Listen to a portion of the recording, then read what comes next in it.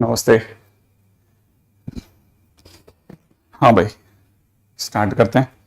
आज मैं अपने नियत समय से 4 मिनट लेट हूँ। आज लेट कह सकते हैं अपन। हाँ भाई,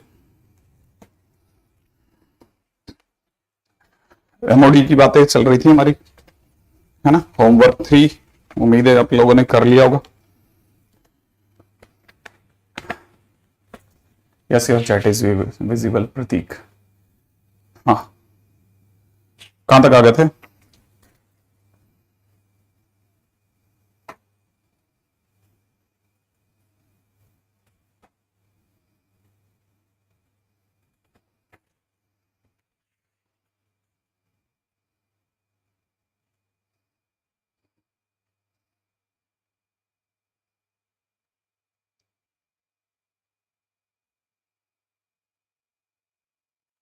हाँ भाई, आज के दिन पे अपन एक बार में क्वेश्चन नंबर 27 तक देख लेते हैं फटाफट से। हाँ बिल्कुल, मैं आता हूँ उस पर भी। क्वेश्चन नंबर 27 तक देख लेते हैं। हाँ भाई, 1 से 5 तक कोई इशू? अरे यार, चैट चली, रिफ्रेश करनी पड़ती है इसमें, एक ही तरीका है। नहीं नहीं, फिर भी करते रहो, वही तरीका है, मैंने कल देखा।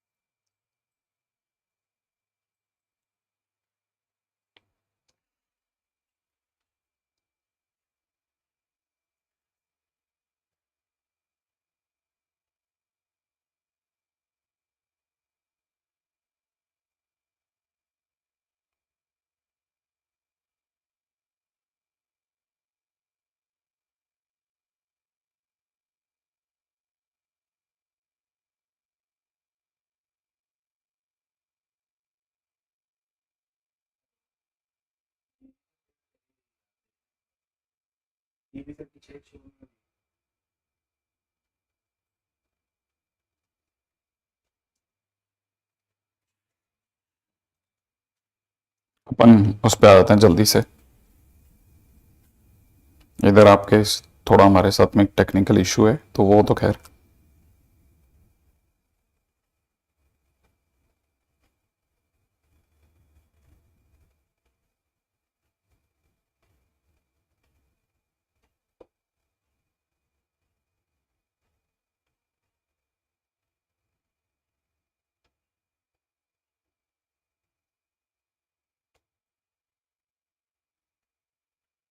ठीक है, कल के दिन पे हम लोगों ने कहां तक देख लिया था, वहां से देख लेते हैं।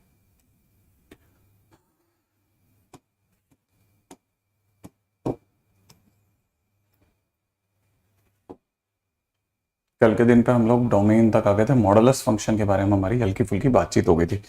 इसके बाद में देखिए अगले पॉइंट पे बात करते हैं, है ना। इससे पहले कि हम अगले पे चलें, पहली चीज मेरे को आपको ये बतानी है कि Y is equal to M X जो होता है ना, वो उसका ग्राफ ओरिजिन से पास आउट होने वाली कोई भी लाइन होती है, और उसमें दो बहुत ही प्रोमिनेंट होती है ना, दो बहुत ही प्रोमिनेंट होती हैं। एक तो होता है Y equal to X, this is Y equal to X, है ना। एक होता है Y equal to minus X, ठीक है, this is Y equal to minus X. यहाँ पर इस, ये आपको इसको वाई इक्वल टू जीरो बोलते हैं, मैं जीरो इंटू एक्स बोलता हूँ, ठीक है ना। मैं इस लाइन को वाई इक्वल टू में 1/0 इंटू एक्स बोल सकता हूँ, ठीक है ना। 1/0 इंटू एक्स मतलब जो आम नोटेशन है उनके अकॉर्डिंगली, तो क्रॉस मल्टीप्लाई करते हैं आप इसे एक्स इक्वल टू जीरो बोल लोगे, ठीक है। ये आपका ओरिजिन है ही, ठीक है ना। यहाँ पर m की वैल्यू जो होती है ना वो जीरो होती है, ठीक है ना। यहाँ पे m की वैल्यू क्या होती है ना, जीरो होती है, जीरो। अच्छा, अगर बाय द वे इस पे बात करी जाए, ठीक है, और यहां पर m की वैल्यू जो होती है ना 1 होती है। यहां तक पहुंचते पहुंचते m की वैल्यू इन्फिनिट हो जाती है, ठीक है ना। तो यहां से यहां तक m जो होता है ना वो 0 से 1 के बीच में रहता है। यहां से यहां तक आते आते m जो है ना 1 से इन्फिनिटी तक पहुंच जाता है। ठीक है। अच्छा सेम वे अगर बाय द वे आप इसको जानते हैं तो ये जगह जो है इस जगह पर m की वैल्यू -1 होती है। इसका मतलब यहां से यहां तक आते आते m जो है वो -1 से 0 के बीच में मिलेगा। और अगर आप नीचे चलोगे तो यहां पे पहुंचते पहुंचते m जो होगा वो -1 से छोटा होकर के -इन्फिनिटी तक आ जाएगा। माने ये वो जगह है जहां पे y नेगेटिव होता है या फिर m की वैल्यू -इन्फिनिटी होती है यहां पर। ठीक है ना। तो जैसे ही आप ये बिल्कुल कार जैसा है, अगर आपने पेडल यूं दबाया तो ये यहां से उठता हुआ दिखेगा। तो लोग इसे ऐसे नहीं बोल करके ऐसे ले लेते हैं, लोग इसे इस तरह से देख लेते हैं ना। इतना बड़ा कैसे कर दिए किसी ने। ठीक है, ये ऐसे काम करता है। देखिए अगर भाई इसकी बात करी जाए ना तो जब आप बोलते हो ना m इज -1 तो हम यहां देखते हैं m इज -1। फिर आप इसको नीचे लाते हो तो ये इधर से इधर मूव कर रहा होता है, तो हम बोलते हैं m यहां पर कैसा है -1 से -इन्फिनिटी के बीच में। ठीक है ना, -1 से -इन्फिनिटी के बीच में यहां पर, यहां इस इलाके में होता है वो बेसिकली यहां से हमें ट्रेवलिंग के दौरान। इसका क्या मतलब है? ठीक है, वो बीच के अंदर आपकी चैट हमारे यहां से गायब हो गई थी तो फिर उसका तो कोई रिप्लाई दे ही नहीं सकते थे, तो मुझे पता भी नहीं चल पा रहा था कि आप बेसिकली है ना इसको क्या ये बड़ा कैसे करेंगे। ये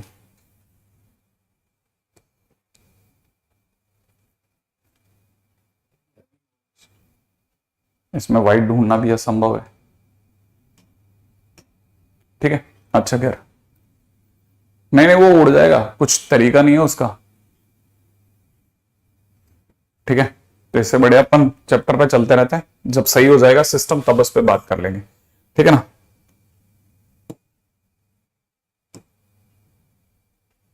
इसमें व्हाइट कहाँ है?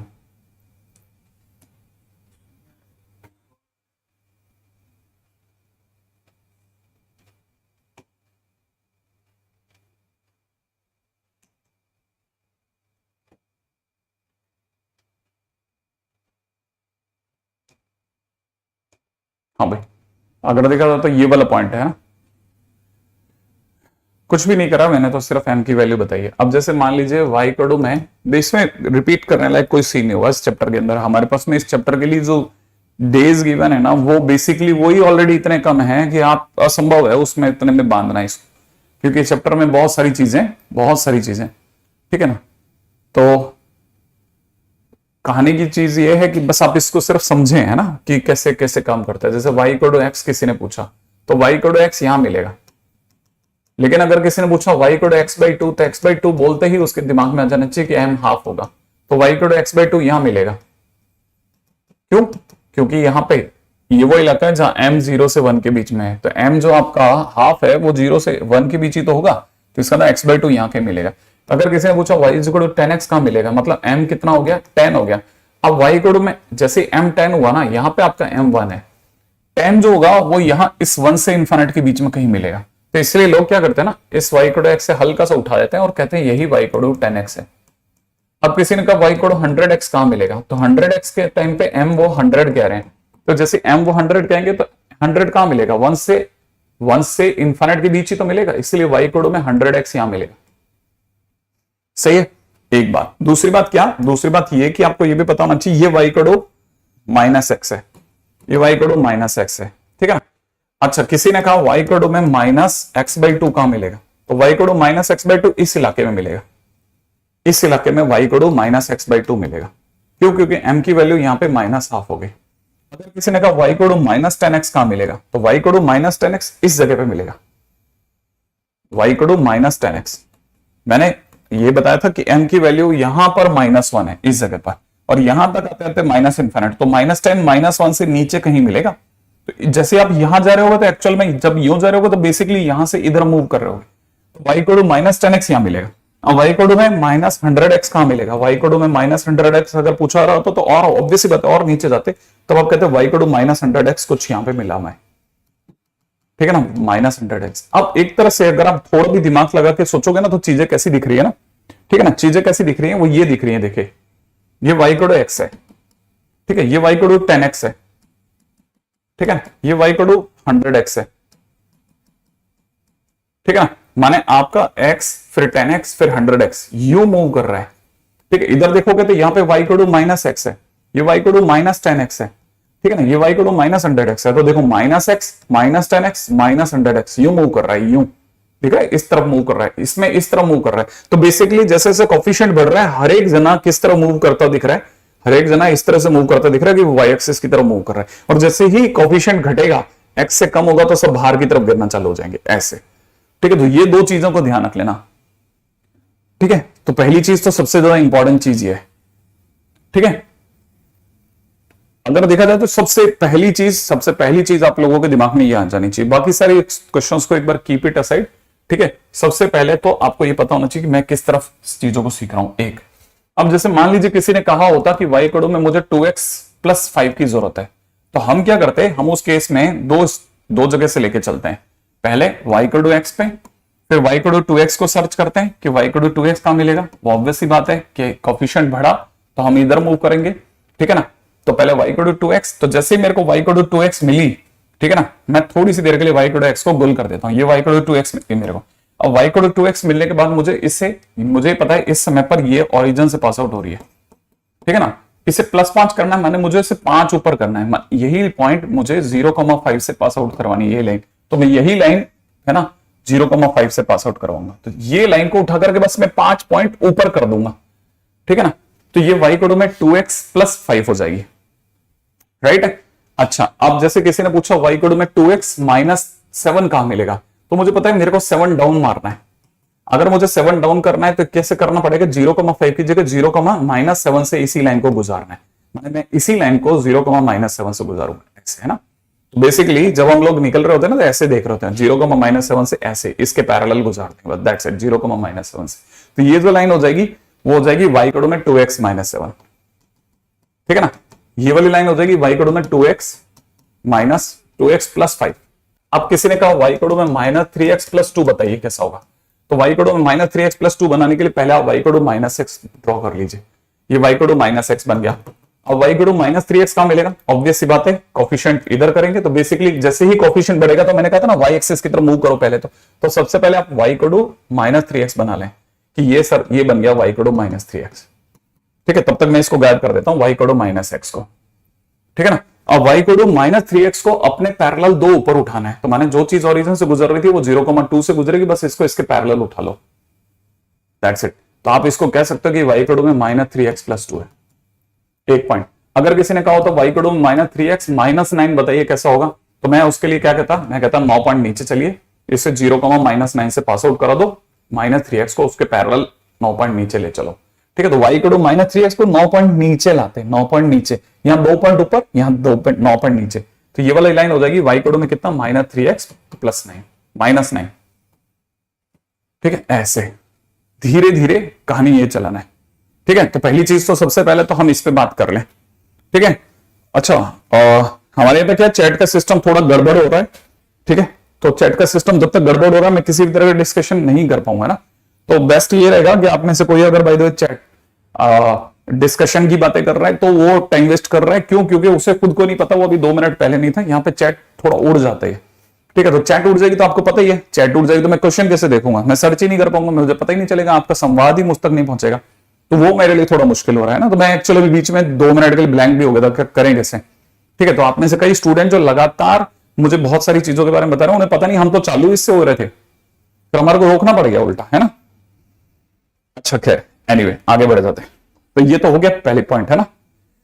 ठीक है, तो सबसे पहली चीजें तो ये चीजें क्लियर हो गई, है ना। अब दूसरी पॉइंट पे चलते हैं। ठीक है, अच्छा अब मैं आगे बढ़ता हूं। जैसे किसी ने कहा y is equal to modulus x minus 1 plus में मॉडुलस x प्लस 3, इसको डिफाइन करना सीख रहे हैं पर, है ना। इसको डिफाइन करना सीख रहे हैं। मुझे पता है इसका turning point x is equal to 1 है, इसका turning point x is equal to -3 है। नंबर लाइन पे अगर मैं -3 बैठाता हूं और 1 बैठाता हूं तो इसकी वजह से नंबर लाइन के 3 हिस्से हो जाएंगे। ध्यान रखना कौन कौन से 3 हिस्से हो जाएंगे। एक तो ये वाला हिस्सा, ठीक है ना, दूसरा ये वाला हिस्सा, ठीक है, तीसरा ये वाला हिस्सा। ठीक है ना भाई। अब जो भी मैंने आपके सामने 3 हिस्से बोले, वो 3 हिस्से कौन कौन से मैं जरा उन्हें लिख देता हूं। तो जब मैं इसे डिफाइन करूंगा तो डिफाइन करते टाइम पे मेरे दिमाग में 3 हिस्से चल रहे होंगे। एक हिस्सा येलो वाला, जब x जो है वो 1 से बड़ा है, राइट है। एक हिस्सा बीच वाला जब x जो है वो अपने आप में 1 से -3 के बीच में है, ठीक है। एक पीछे वाला जब x जो है वो -3 से छोटा है, ठीक है। तो पहली चीज तो यहां तक क्लियर हो जाए कि बेसिकली जैसे ही हमको कोई भी चीज डिफाइन करने को कहता है, हम सबसे पहले है ना ऐसे उसका कैटेगराइजेशन कर देना। जैसे मान लीजिए किसी ने मेरे को कहा कि y is equal to modulus x plus 1 minus modulus x minus 3 plus में modulus of x plus x minus 2, x plus 2 बता दीजिए सर इसका कैसे बनेगा। तो मैं जानता हूं इसका टर्निंग पॉइंट -1 है, इसका -2 है, तो -2 -1 और 3 इस तरह से मैं इसकी कैटेगरी करूंगा। जैसे मैं इसकी कैटेगरी करूंगा, कैटेगरी करने के बाद मैं इसके हिस्से बनाऊंगा। एक 3 से आगे वाला, ठीक है, एक और -3 और -1 के बीच वाला, ठीक है ना, एक -1 से 2 वाला, ठीक है, और एक -2 से पीछे वाला। तो जैसे ही मैं इसको लिखना चालू करूंगा तो बस लिखते टाइम पे ऐसा करूंगा कि fx इज इक्वल टू लिखूंगा, लिखने के बाद में इसके चारों हिस्से गा दूंगा कि भाई x 3 से बड़ा होगा, x जो होगा वो 3 से 1 के बीच में होगा, 3 से -1 के बीच में होगा, x जो होगा वो -1 से -2 तक होगा, ठीक है, और x जो होगा वो अपने आप में -2 से छोटा होगा। तो इस तरह से 4 हिस्से गा देंगे। तो हर बार सबसे पहले आपको डिवीजन करना आना चाहिए, सबसे पहले सबसे इंपॉर्टेंट पॉइंट तो ये राइट है। तो सबसे इंपॉर्टेंट पॉइंट इसका डिवीजन है ना। डिवीजन करने के बाद में सिर्फ आपको दिमाग इतना सा लगाना है कि किस डिवीजन में कौन सी चीज कब पॉजिटिव है। मान लो कि जैसे किसी ने कहा कि इसको डिफाइन करना है, तो x अगर 1 से बड़ा है, ठीक है, x अगर 1 से बड़ा है, ठीक है, तो 1 से बड़ा कोई भी नंबर सोच लो। जैसे मेरे दिमाग में 2 आ गया, आपके लिए आसानी के लिए बता रहा हूं, x 1 से बड़ा एक नंबर सोचा, जैसे मैंने 2 सोचा, तो जैसे मैं यहां रखूंगा ना, तो इट विल बी 2 - 1, ये हो जाएगा 2 + 3। 2 - 1 is a positive number, 2 + 3 is also a positive number. तो पॉजिटिव नंबर के लिए it will come out as it is, ठीक है। पॉजिटिव नंबर अगर पता चल जाता ना मॉडुलस को, तो वो एज इट इज निकाल देता, तो मॉडुलस x - 1 को वो x - 1 ही छोड़ देगा, ठीक है। ऐसा कैसा छोड़ देगा, x + 3 इस इंटरवल में पॉजिटिव है, इसलिए ये भी एज इट इज छूटेगा, ठीक है। अब बीच में चलते हैं, -3 से 1 के बीच में चलते हैं। -3 से 1 के बीच का कोई भी एक नंबर सोचा जैसे, तो मेरे दिमाग में जैसे 0 आ गया, तो मैं 0 यहां रखूंगा, इट इज 0 - 1, ठीक है ना। अच्छा यहां पर रखूंगा तो 0 + 3, श्योर, मुझे पता है ये नेगेटिव हो गया और ये पॉजिटिव हो गया, क्लियर। अच्छा अगर ये नेगेटिव हुआ तो ये माइनस के साथ छूटेगा, तो -x - 1 लिखूंगा मैं इसे। ये पॉजिटिव है तो ये एज इट इज छूटेगा, तो प्लस में x + 3 लिखूंगा, राइट है। अब चलते हैं x जब -3 से छोटा है, x जब -3 से छोटा, तो -3 से छोटा नंबर जैसे मेरे दिमाग में -4 है, तो मैं -4 यहां रखूंगा, -4 -1 -4 + 3। जैसे ही मैंने रखा ये पूरी तरह से नेगेटिव नंबर हो गया, ये नेगेटिव नंबर हो, ये माइनस के साथ रिलीज होगा, ये नेगेटिव नंबर है, ये भी माइनस के साथ रिलीज होगा, ठीक है ना। बाकी तो फिर सबको कैलकुलेशन आती है, इतनी कैलकुलेशन सब लोग जानते हैं कि इसके बाद में ये यही कर लेते हैं अपन, ठीक है। जैसे मेरे को पता है कि ये दोनों मिलकर के -2x देने वाले हैं, और ये प्लस का 1 और माइनस का 3 माइनस का 2 छोड़ेगा, ठीक है। ऊपर यहां पे छूटेगा 2x + 2, ये दोनों x कट जाएंगे, राइट है, यहां से छूटेगा 4। तो कहने का मतलब ये कि जब भी इसको डिफाइन करेंगे तो ये फंक्शन जो होगा वो डिफाइन ही इस तरह से होगा, कितना, -2x + 2, ठीक है, ये वाला 4 और ये वाला 2x + 2, ठीक है। ये कब, जब x -3 से छोटा होगा, ये जब x अपने आप में यहां से यहां के बीच में होगा, ठीक है। ये कब, जब x 1 से बड़ा होगा। अब इस पे सिर्फ एक ही क्वेश्चन हो सकता है जिसे आप, ठीक है, जिसे आप बेकार क्वेश्चन कह सकते हैं, वो ये कि नॉर्मली इसमें स्टूडेंट है ना जिसका थोड़ा सा, जिसको तो थोड़ा क्रैंकी टाइप का होता है ना, वो एक ही क्वेश्चन पूछ रहा होता है वो इस जगह पे कि सर इक्वल टू पे कैसे पता करोगे।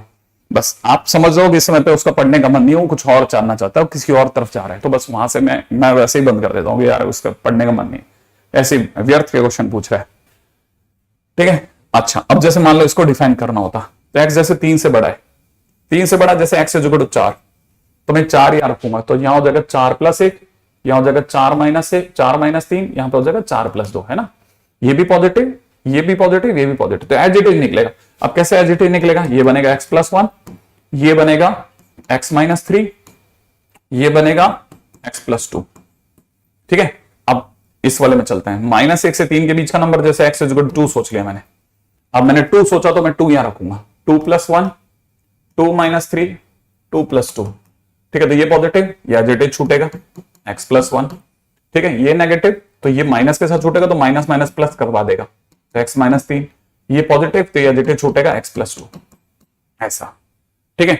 अब चलते हैं यहां से यहां के बीच में, -2 से -1 के बीच का नंबर जैसे -1.5, ठीक है, माइनस का 1.5, तो माइनस का 1.5 मैंने यहां रखा, -1.5 + 1 -1.5 -3 -1.5 प्लस का 2। अब दिमाग लगाते हैं, देखो ये वाला जो वैल्यू है ना ये नेगेटिव आ रहा है, तो नेगेटिव आते ही माइनस के साथ रिलीज होगा, -x+1। ये भी नेगेटिव आ रहा है तो माइनस के साथ रिलीज होगा, that's why it will be positive. ठीक है, अच्छा ये वाला अगर देखा जाए तो ये पॉजिटिव रिलीज होगा, तो ये अपने इसको x+2 लिख लेंगे, दैट्स इट। अब आगे बढ़ते हैं, -2 से छोटा कोई नंबर, जैसे -3। -3 अगर मैं यहां रखता हूं तो -3 + 1 -3 -3 + 2, ऐसा सोच लिया। अब मुझे पता है ये वाला negative, negative will give me -x+1। ठीक है, इट इज ऑल्सो नेगेटिव, ये पॉजिटिव हो जाएगा x+3, ये भी नेगेटिव हो जाएगा तो माइनस में x+2। बाकी तो अपन इसको कैलकुलेट तो कर ही सकते हैं कभी भी, किसी भी मूवमेंट पे, है ना। अब देखो छोटा छोटा कहीं पे कोई मिस्टेक हो जाए तो हो सकता है, जैसे कुछ ये कितना सही है, -2x -2 बराबर है। ठीक है, अब ये थोड़ा मुश्किल हो सकता है, जैसे कोई मेरे को कमेंट में बोले वहां नेगेटिव हुआ तो मेरे लिए असंभव है, मैं वहां तो मैं क्लिक ही नहीं कर पाता। ठीक है, अब ये प्लस माइनस की कैलकुलेशन में कोई मिस्टेक हो तो आप अपनी तरफ से देख लेना। तो पहली चीज तो ये सबसे काम की चीज है। ठीक है, तो डिफाइन करना आना चाहिए सबसे पहले, तो डिफाइन करना कि भाई मेरे को डिफाइन तो कर सकूं मैं कैसा भी। अब इसके बाद में इसको कुछ बनाना कोई असंभव काम नहीं है। ठीक है, जैसे इसको सॉल्व करेंगे तो आपको पता चलेगा ये x से x कट गया, यहां से बचेगा कितना x, और 3 और 2 5, 5 और 1 6, x+6 बन गया। ऊपर चलते हैं -x और ये +x फिर कट गया। ठीक है, यहां पे बचेगा -x। ठीक है, यहां पे दे देंगे -1 -3 -4 -6 बन गया भाई। ठीक है ना। अच्छा, अब कई बच्चों की नजर इस बात पे भी पड़नी चाहिए कि एक इंटरेस्टिंग सी चीज चल रही है, जब यहां x+6 आता है या -x -6 आता है। ठीक है ना, जब यहां पर 2x+2 आता है, ठीक है, तो ऊपर -2x -2 आता है, राइट है ना भाई, यहां 2x -2 आता है। ठीक है, अब जैसे ही आपको देखोगे ना, खुद ही देखो दिमाग में चलेगा कि ये प्लस का नहीं है माइनस का ना, रिमेंबर इट। तो 2x+2 आता है, तो हमेशा मॉडुलस के केस में कॉर्नर एलिमेंट्स होते हैं ना वो एक दूसरे के अपोजिट साइन के होते हैं, तो लोग एक ही बनाते हैं दूसरा सिर्फ लिख देते हैं सीधे, ये हमेशा का फैक्ट है। ठीक है ना। हाँ, तो पहली चीज तो ये समझ जाना है ना, मैंने इस चीज को समझा लिया। अब दूसरी बात पर नजर रखते हैं। अच्छा, इधर की तरफ ये हमारे को पता है, ये x से x कट गया, यहां से बचेगा -1 -4, यहां से बचेगा x और -2। ठीक है, यहां हो चुका होगा 3x और कितना बच गया 3x, ओनली 3x। ठीक है, अब मुझे सिर्फ इनको ड्रॉ करना आना चाहिए। जैसे इस लाइन को कैसे ड्रॉ करते हैं, इसको अगर बाय द वे मेरे को इसके ग्राफ को ड्रॉ करना होता तो मैं कैसे ड्रॉ करता, इसके ग्राफ को मैं सीधा एक झटके में ऐसे ड्रॉ करता, देखिएगा। ठीक है, मैं देखता इसका टर्निंग पॉइंट क्या क्या है, 1 और -3 है ना, -3 यहां मिलेगा, मैंने -3 लिख दिया, 1 यहां मिलेगा। ठीक है, x = 1 मुझे यहां मिलेगा, x = -3 मुझे यहां मिलेगा। अब मैं सीधा ड्रॉ कर रहा हूं। ठीक है ना, ये मुझे पता है इसका जब भी ग्राफ बनेगा तो ऐसा बनेगा कुछ। ठीक है, ऐसा ग्राफ बनेगा। अच्छा, ये मुझे कैसे पता वो भी बताता हूं, वो भी देखेंगे तो आपको खुद समझ में आ जाएगा। ध्यान रखना, जब भी दो मॉड के बीच में प्लस आएगा हमेशा बोट ग्राफ बनाएगा। कैसा ग्राफ बनाएगा, बोट। जब भी दो मॉडुलस के बीच में प्लस आएगा बोट ग्राफ बनेगा, एक बोट जैसी बन जाएगी, तो बोट बन गया। अब देखो साहब, ये जो है इसमें कैसे पता चलेगा कौन सी लाइन क्या है, वो भी बताता हूं। देखो ये वाली लाइन y = 4 है।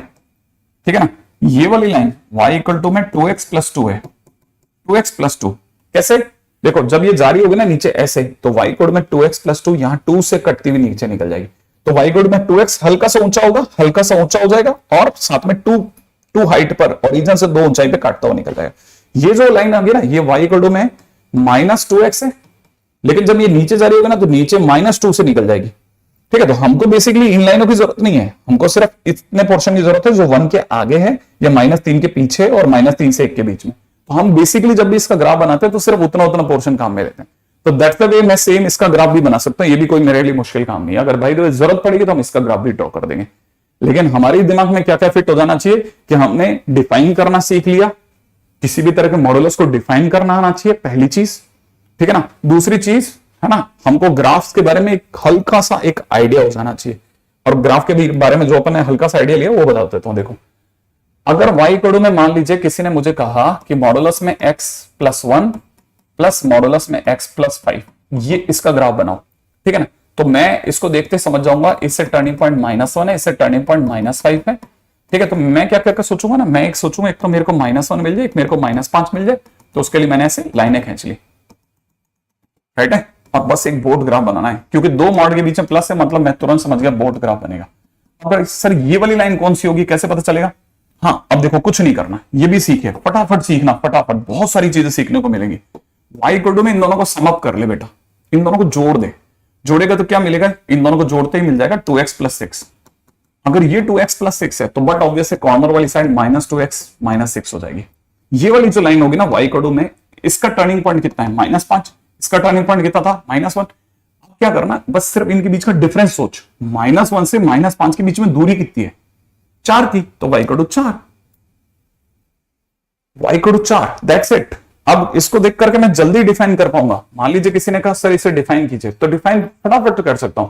मुझे पता है कि जब मैं, है ना, -1 से बड़ा था, तो -1 से बड़ा होने पर, ठीक है ना, जब मैं -1 से बड़ा वैल्यू ले रहा था तो मेरा ग्राफ था 2x प्लस 6।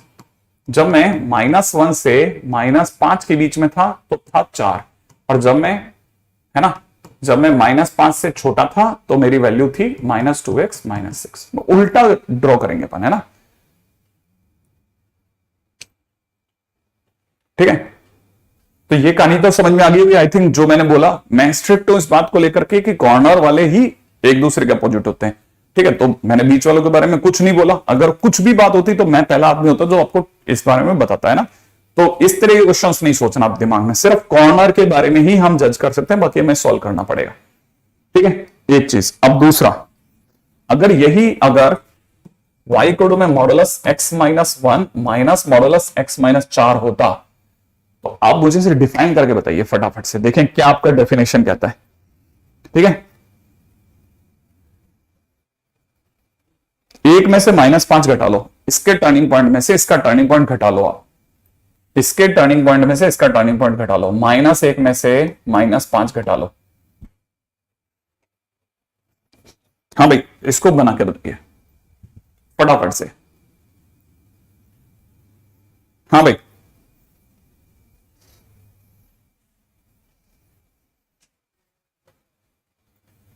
नहीं नहीं नहीं रितेश, ऐसा नहीं होगा, नहीं होगा इनफ्लेबल, ऐसा नहीं बनेगा। आप डिफाइन कीजिए, डिफाइन, आप सिर्फ डिफाइन कीजिए, डिफाइन।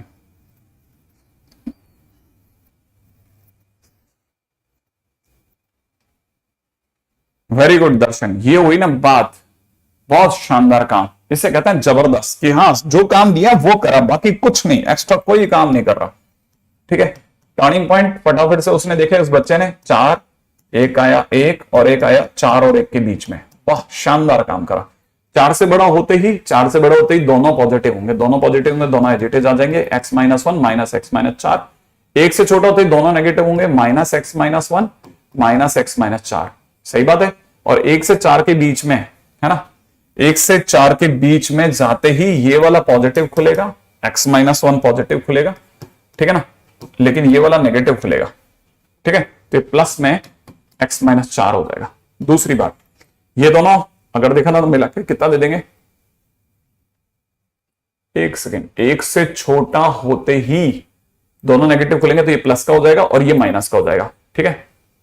1 से छोटा होते ही ये वाला नेगेटिव और वो वाला पॉजिटिव, 4 से बड़ा होते ही दोनों पॉजिटिव खुलेंगे, तो ये दोनों कट जाएंगे, है ना। और यहां पे कितना वैल्यू हो जाएगा, यहाँ पे वैल्यू हो जाएगा 3, और यहां पर ये दोनों कट जाएंगे और हमारे पास वैल्यू आ जाएगी -3, और नीचे हमारे पास वैल्यू हो जाएगी 2x माइनस 5, सही है। ये कब, जब 1 से छोटा, ये कब, जब 4 और 1 के बीच में, ये कब, जब 4 से, ठीक है। कितने बच्चों ने ट्राई किया है, मुश्किल से 2 या 5 ने, ठीक है। पहली चीज तो सबसे इंपॉर्टेंट पॉइंट होता है आपको काम क्या दिया गया और आपने गिवन टाइम में काम क्या किया, ठीक है।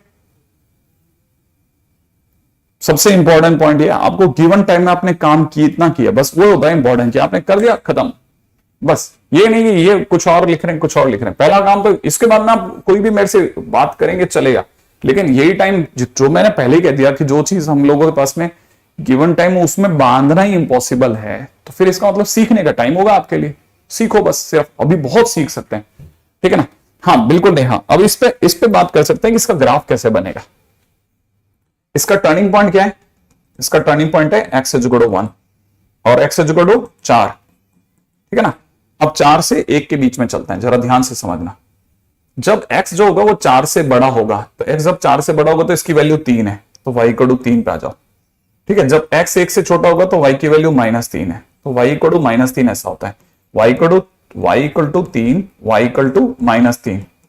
सही, और बीच में इन दोनों को जोड़ दो, बस आंख बंद करके जैसे आप जोड़ोगे ये ऑटोमेटिकली सही करेगा खुद को 2x - 5। ठीक है, तो ये जो जिगजैग ग्राफ मिल रहा है ना आपको, ये है इंपॉर्टेंट। ठीक है, तो सबसे इंपॉर्टेंट चीज ये अपने आप में जिगजैग ग्राफ बनेगा, याद रखना हमेशा। ठीक है, ऐसा या ऐसा, दोनों में से कोई ना कोई ग्राफ बनता है, याद रखना। जिगजैग ग्राफ बनता है, याद रखिएगा फिर से। ठीक है ना, यहां तक की बात पकड़ में आ गई। बिल्कुल नेगेटिव होगा जब भी दो के बीच में, तो जिगजैग ग्राफ बनेगा। अच्छा, अगले पॉइंट पे आते हैं। ठीक है, y इक्वल टू में किसी ने कहा कि x - 1 सिंगल मॉडुलस का ग्राफ, तो कैसे बनेगा? x is equal to 1। ठीक है ना, और ये वाला तो ग्राफ आपको सबको याद ही होगा कि इस लाइन का नाम होता है y इक्वल टू x - 1, इस लाइन का नाम होता है y equal to -x - 1। I expect की याद होगा। क्या आपको ये भी याद है कि y इक्वल टू में मॉडुलस में x प्लस अगर 12 होता तो टर्निंग पॉइंट क्या होता? हाँ भाई, सोचते चलो जल्दी जल्दी। x प्लस 12 होता तो टर्निंग पॉइंट -12 होता, और मैं वी शेप ग्राफ बना देता ऐसा। और मेरे को पता है ये वाली लाइन का नाम होता है y equal to x plus 12, और ये वाली लाइन का नाम होता है y इक्वल टू में कितना? y इक्वल टू में -x प्लस 12। सही है भाई, फटाफट फटाफट चीजों को क्लिक करते जाना, बहुत सारी चीजें सीखनी है, बहुत सारी मतलब बहुत सारी चीजें सीखनी है। ठीक है ना। अच्छा, अब आगे सुनो, आगे क्या है, आगे का पॉइंट समझो। y इक्वल टू में दे रखा मॉडुलस में 3x - 4, तो इसका टर्निंग पॉइंट क्या है? इसका टर्निंग पॉइंट x की वैल्यू कितनी है? 4/3। अगर x इक्वल टू 4/3 देखेंगे तो x इक्वल टू 4/3 ओरिजिन के इस तरफ मिलेगा, फिर ओरिजिन के इस तरफ जाकर के बस सिर्फ एक वी शेप ग्राफ बनाना है। लेकिन यहां ध्यान रखना, ये वाली जो लाइन होगी ना, ये y इक्वल टू में कितना हो जाएगा? 3x - 4 एज इट इज निकाल के रख दो, और ये वाली लाइन जो होगी इसका नेगेटिव हो जाएगी, मतलब -3x + 4। सही है, ऐसे आई एक्सपेक्ट कि आपको क्लिक कर रहे हैं। ठीक है, तो 2-3 चीजें आपको जल्दी जल्दी खत्म करनी है ना, मतलब आपको सोचना नहीं है कि ये इसमें क्या है वो, क्योंकि ना इतना ही समय अपने को मिलेगा ही नहीं समय, तो क्या कर लेंगे ना, मैं कुछ कर सकता ना आप। ठीक है, चीजों को या तो काटेंगे पीछे कहीं जहां इंपॉर्टेंट है, तो उससे बढ़िया तो अभी से ही तेज भागे, सब बचा लें जितना बचा सकते हैं। ठीक है, तो फर्स्ट पॉइंट तो यह है कि हमको ग्राफ की एक बेसिक आइडिया हो जाना चाहिए कि ग्राफ में क्या क्या चीजें हो सकती है। ठीक है,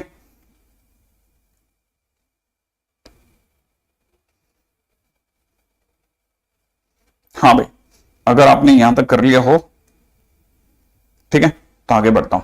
ठीक है, अच्छा, अब वापस से पीछे थोड़ा सा पीछे जाकर एक छोटा सा क्वेश्चन और क्रिएट कर लेते हैं ना। जैसे ये वाला ग्राफ हमको पता चल गया, ठीक है, ये वाला ग्राफ। अब किसी ने कहा कि मॉड x + 1 प्लस में दे रखा मॉड x + 5, ठीक है ना, ग्रेटर देन इक्वल टू 6 मान लो, है ना, फाइंड x।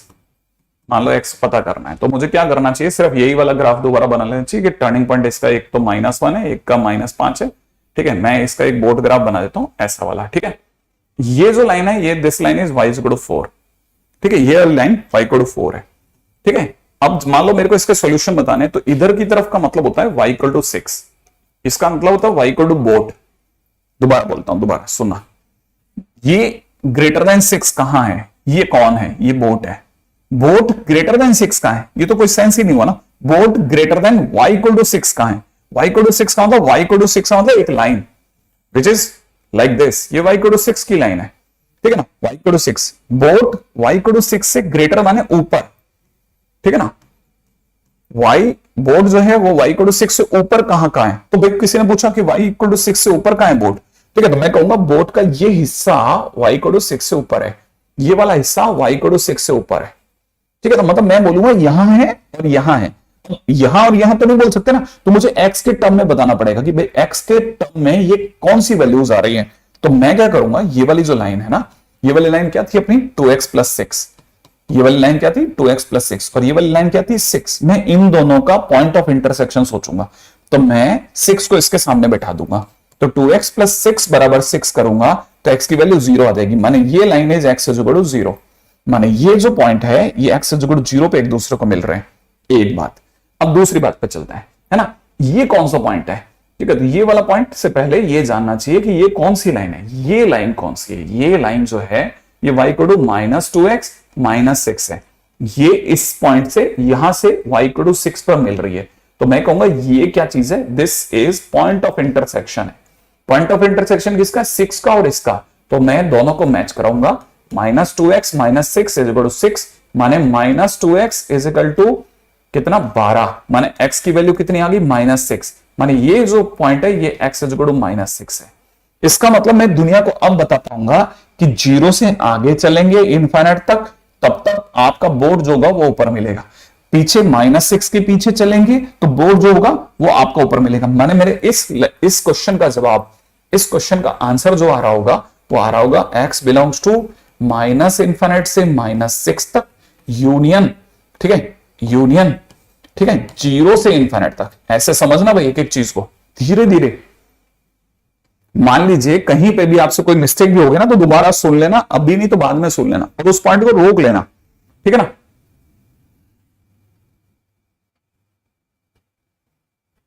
पहली चीज तो ये समझ ले कि यहां तक की बातें हो गई। अब इंपॉर्टेंट पॉइंट्स आगे चलता हूं। कुछ चीजें ऐसी ना जिनका मेरे पास में समय ही नहीं होगा ना, तो आप और मैं दोनों भी कुछ नहीं कर पाएंगे, ठीक है ना। अच्छा आगे बढ़ेंगे, ठीक है। नेक्स्ट क्वेश्चन, नेक्स्ट पॉइंट है ना। तो ये तो हो गया हमारे पास में, कल के दिन पे हम लोगों ने बहुत बेसिक बेसिक बातें स्टार्ट करी थी, ठीक है ना। सारी बेसिक बातों से आगे चलते हैं, ठीक है।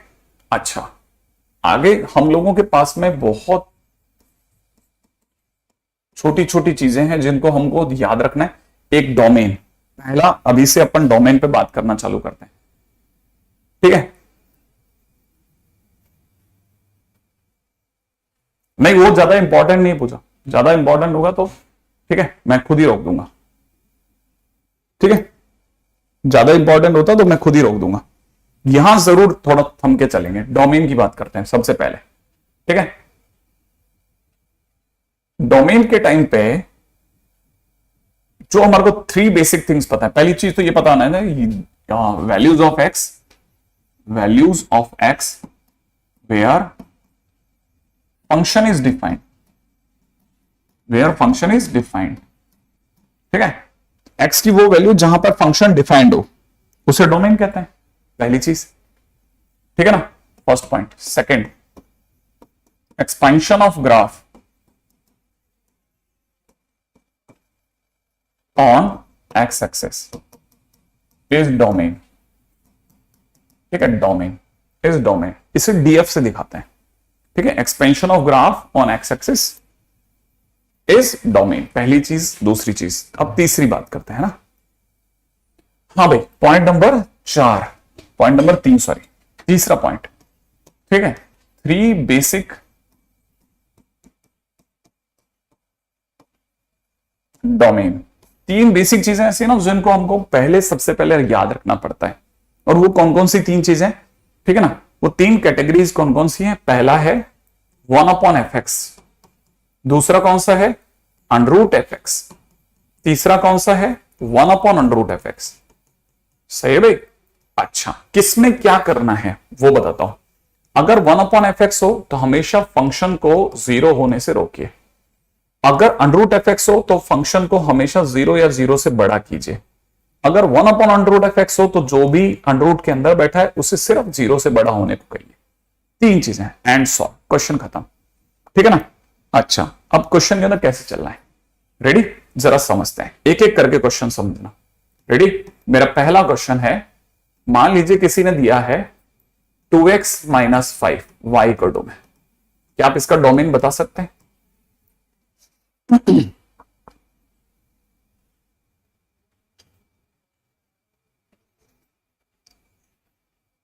नितिन मैंने इस बात का जवाब दिया था, मैंने कहा था अगर ऐसा कभी भी होता तो मैं आपको पहला में होता तो बता रहा होता, मैंने नहीं बताया तो इसका मतलब नहीं हो रहा हो। हाँ भाई आगे बढ़ते हैं। क्या ये इसका आंसर आ गया सबका।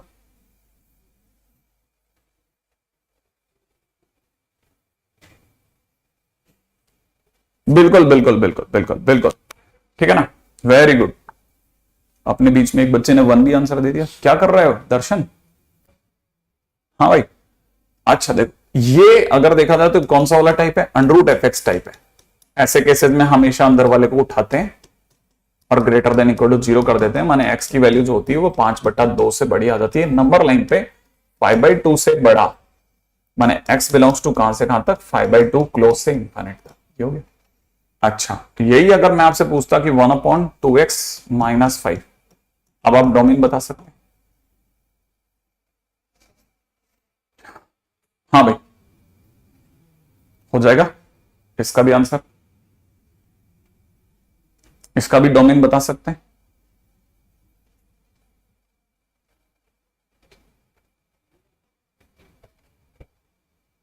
ठीक है। हाँ भाई, यहां पे देखा जाए तो हम सिर्फ इतना सा चाहेंगे कि 2x - 5 भैया आप गलती से भी 0 मत होना, माने x भैया आप गलती से भी 5/2 मत होना। माने फिर क्या हुए, माइनस इन्फिनिट से प्लस इन्फिनिट तक के तमाम नंबर पढ़े वो हो जाओ, 5/2 छोड़ दो। इसका मतलब x बिलोंग्स टू r - 5/2। बाकी सारे नंबर ले लो ना आप। ग्रेट ग्रेट ग्रेट, है ना, यहां तक की बात भी बन गई। ग्रेट। अच्छा, अब एक और क्वेश्चन भी कर दीजिएगा, ठीक है। जरा जल्दी से बताना कि y इक्वल टू में किसी ने दे रखा है अंडरूट में, ठीक है ना, 1 - sin x। डोमेन सोच सकते हैं आप, y equal to 1 - sin x। अरे यार,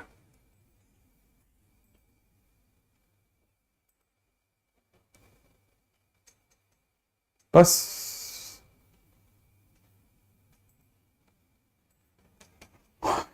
y equal to 1 - sin x।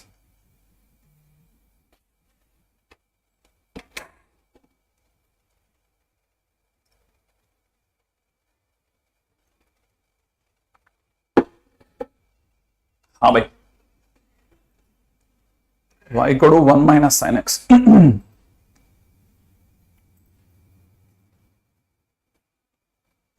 अच्छा, देखिए साहब, इसमें अगर भाई देव आपने देखा तो आपने इसको ऐसा किया होगा ना, 1 - sin x को उठाया होगा और ग्रेटर देन 0 करा होगा, क्योंकि थर्ड नंबर पे ये कहता ही है। तो इसका मतलब आप sin x को उधर लेके गए होंगे, तो sin x लेस देन 1 हो गया होगा, है ना। और sin x लेस देन 1 पूरी तरह से डिफाइंड है, ठीक है ना। अब सुनिएगा, sin x लेस देन 1 है ना, sin x लेस देन 1 को अगर मैं चाहूंगा तो कैसे सोच रहा हूँ, मेरा दिमाग sin x लेस देन 1 को ऐसे देख रहा होगा, क्योंकि sin x का ग्राफ हम सबको पता ही है। sin x का ग्राफ ऐसा होता है, ये sin x का ग्राफ है, ये उधर भी sin x का ग्राफ है। ऐसा sin x के ग्राफ में हमें वही हिस्सा लेना है जो 1 या 1 से नीचे का हो, हमें 1 नहीं लेना, 1 नहीं लेना, याद है ना। sin x 1 से नीचे का लेना है, sin x 1 के नीचे का लेना है, माने 1 नहीं लेना। इसका मतलब जहां जहां पे भी 1 है ना, वहां वहां पे होल हो गए, बस। ये जहां जहां भी एम कैट है ना, वहां खट खट खट खट होल हो गए, ठीक है ना। कहना है मतलब हमने 1 नहीं लिया, 1 के नीचे नीचे का ले लेंगे, तो इसका मतलब 1 छोड़ दो भाई, 1 को छोड़ दो, बाकी सारा का सारा उठा लो ना भाई। 1 को छोड़ दो, बाकी नीचे का तो सारा sin x अवेलेबल है ना। तो अगर 1 छोड़ना है तो 1 कहां मिल रहा है, π/2 पे, सारे ऑड π/2 पे मिल रहा है। देखो जरा, अरे ऑड π/2 पे नहीं मिल रहा, ध्यान से सुनिएगा ये बात को। ये π/2 पर गायब हो गया, ठीक है, फिर 5π/2 पे गायब हो गया, और फिर से 9π/2 पे गायब हो गया, पीछे -5π/2 पे गायब हुआ है सब, -3π/2 पे, ठीक है ना भाई। आप कैसे पता करें सर, इसका जवाब कैसे देंगे भाई, हमें नीचे का सारा मिल जाना चाहिए। बड़े ध्यान से सुनना बड़ी बात को, ठीक है। sin x लेस देन 1 मतलब 1 के नीचे का सारा sin x मिल जाए। अब एक एक एक हटा दो, बाकी सारा नीचे का ले लो, ठीक है। तो मतलब इसको अगर देखा जाए तो मेरे को अगर इनको रिमूव कर दूं तो मुझे 1 के नीचे का सारा sin x मिल जाएगा। लेकिन ये कौन से नंबर है सर, π/2, 5π/2, 9π/2, ये सारे वो नंबर हैं जिनमें 4 का भाग लगने पे 1 बचता है। तो माने आप क्या करोगे, x बिलोंग्स टू सारे नंबर उठाओगे और सिर्फ 4 का भाग लगने पे 1 बचता है। 4 का भाग लगने पर 1, 4 का n बार भाग लगने पे +1 होता है, वो वाले π/2 हटवा दोगे। 4 का डिवीजन लगने पर, 4 का n टाइम्स डिवीजन लगने पर 1 रिमाइंडर बचता है, वो वाले π/2 हटवा दोगे, ठीक है ना भाई। यहां तक की बात समझ में आ गई।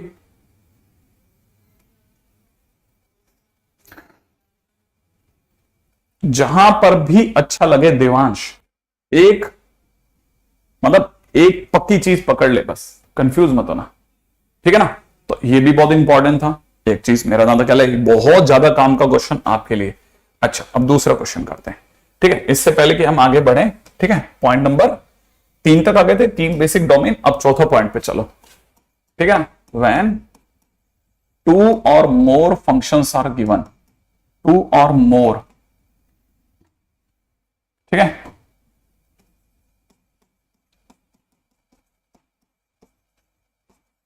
जब 2 या 2 से ज्यादा फंक्शन दिए जाए तब क्या करना है। जैसे मान लो एच एक्स इजिकल टू में सपोज करो किसी ने फंक्शन एफ एक्स दिया और जी एक्स दिया, दोनों के बीच हो सकता है प्लस लगा के दे दे, माइनस लगा के दे दे, मल्टीप्लाई करके दे दे। तीनों ही केसेस में आप पहले फंक्शन का डोमेन निकालें, दूसरे फंक्शन का डोमेन निकालें और उनका इंटरसेक्शन कर दें, आपके क्वेश्चन का डोमेन आ जाएगा। बस इतना सा काम करना है भाइयों। क्या ये हो गया आपका डोमेन। जैसे जैसे जैसे जैसे जैसे इसका मतलब मान लो जैसे क्वेश्चन में किसी ने आपको ये क्वेश्चन दे दिया, सपोज किसी ने क्वेश्चन दे दिया कि F X is equal to में, ठीक है, 1/2x माइनस 5, ठीक है ना, और प्लस में दे दिया अंडरूट में, ठीक है ना, अंडरूट में cos x, मान लो क्वेश्चन में ऐसा दे दिया और फिर आपसे पूछ लिया डोमेन बताइए साहब क्या होगा। तो हमारी नजर में क्या जाएगा, हमारी नजर में तुरंत जवाब जाएगा। ध्यान से समझना, हमारी नजर में आएगा दो फंक्शन आ गए। अगर 2 फंक्शन आए तो क्या करा जाए भाई। सबसे पहले ये कैटेगरी 1 है, जो हमने 3 बेसिक डोमेन बताया था उसकी फर्स्ट कैटेगरी है। हम चाहेंगे कि 1 के नीचे जो भी बैठा है ना वो प्लीज 0 मत होना। तो हम चाहेंगे x भैया आप 5/2 मत हो जाना, बाकी सब चलेगा।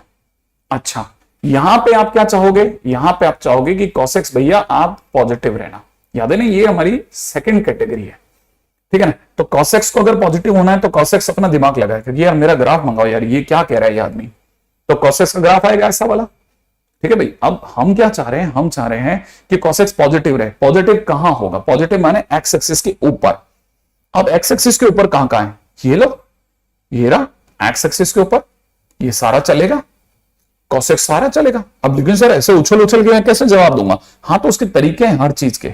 हमको पता है पहली बार आप कहां से कहां में उछले, -π/2 से π/2 में।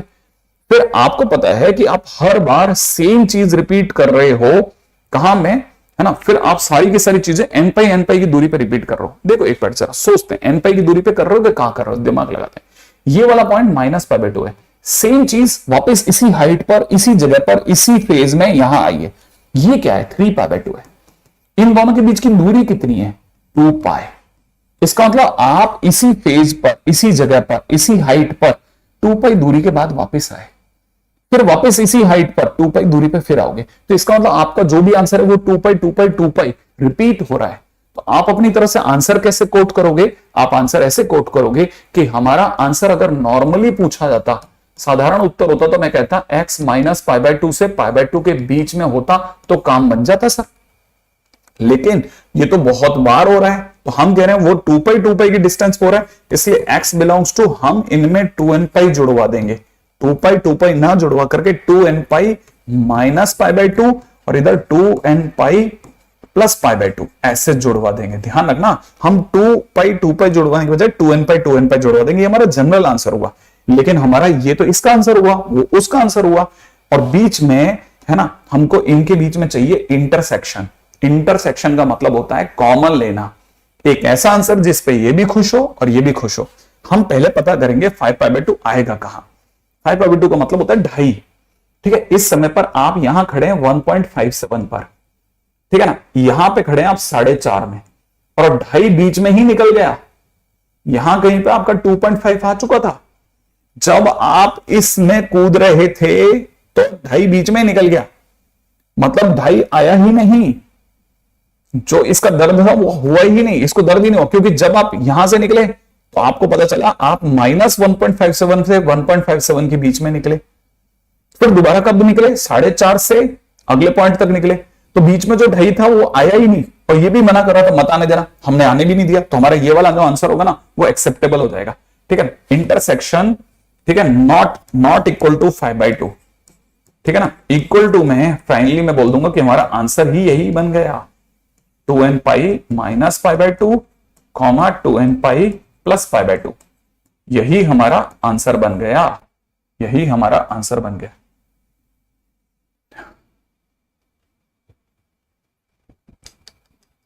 ठीक है ना भाई, ये बहुत अच्छा क्वेश्चन है। अगर भाई आप इसको क्लिक कर गए तो नहीं, कोई डिफिकल्ट नहीं है, ये बड़ा इंटरेस्टिंग क्वेश्चन है। यही तो वो क्वेश्चन है ना जिनकी वजह से हमको पूरी पूरी शीटें छोड़नी पड़ती है। अब मैं आपको एक क्वेश्चन देता हूं, आपको आपके लेवल का क्वेश्चन देता हूं, आप मुझे जवाब दो, ठीक है ना। मैं आपको एक सिंपल क्वेश्चन देता हूं, आप में से देखें कौन मेरे को बता पाता है। पहला क्वेश्चन सुनना, y इक्वल टू में दे रहा हूं आपको 1 minus x upon 1 plus x. आज बोर्ड भी चमत्कार कर रहा है, यहां पे 1 plus x upon 1 minus x. आप मुझे डोमेन बताइए। चलिए आसान क्वेश्चन दिया, 1 plus x upon 1 minus x, क्योंकि 5/2 आया ही नहीं, वो बीच में रह गया। 2.5 से पहले हम दूसरी जगह कूद चुके थे। हाँ भाई फटाफट आगे चलते चले, आगे चलते चले, आगे चलते चले।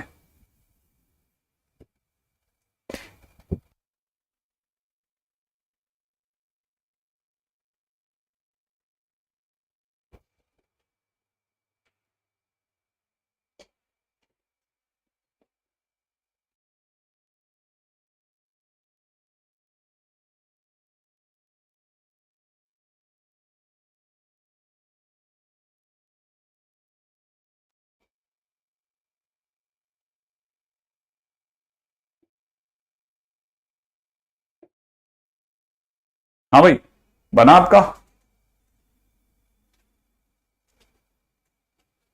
Very good very good very good very good very good very good. सभी ने अपने आंसर कोट करने चालू करें। क्या क्या करना था, पहली बात तो इसके ये अंडररूट का क्वेश्चन है, अंडररूट का क्वेश्चन है, माने अंडररूट में जो भी होता है उसे उठा करके आप सबसे पहले ग्रेटर देन इक्वल टू 0 करते हैं, ठीक है ना।